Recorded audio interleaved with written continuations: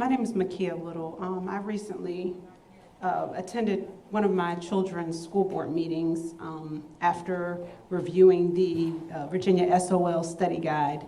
And one of the questions was basically asking about the history of the early Africans.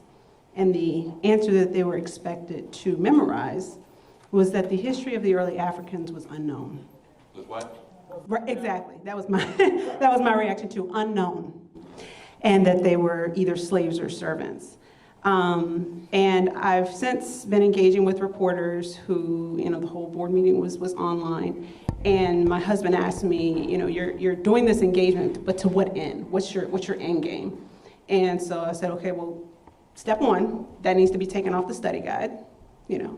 Step two, whatever question in this standards of learning test for the entire state of Virginia needs to be either ironed out or eliminated. I said, but third, when I was in school, I remember learning European history. I remember learning Asian history. I learned about Mayans and Incans.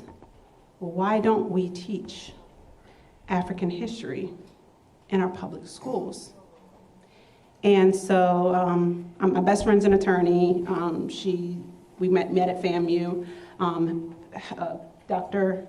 Grant, I'm here actually doing headshots for her, but I'm talking with my classmates and it's like, what can we do to bring about African history in our public education? Because I work in the diversity and inclusion realm, and it's almost like you're trying to remediate it on the back end, but yet we're feeding it to our kids on the front end. And how can we, on a national level, address African history being integrated into our public education? The first thing to do is for you to do is do what you did. You gotta, a lot of times, Donna, we don't know the power that we have as an individual. Let me just give you an example. My daughter, she probably don't even remember this, but she was a little thing. And so one day I came to pick up, and I got there a little early, right? Girlfriend was sitting outside of the school. Now, I was up. What are you doing out here? I'm protesting. I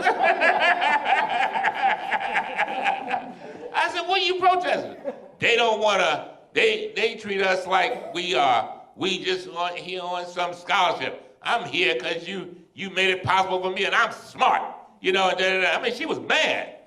Do you know right after that, they changed the whole policy of the school and brought in Black Studies piece and all kinds of stuff. My point is that it's people like you, and I keep telling people that we who have benefited from an education, it is up to us to take a hold of something and run with it.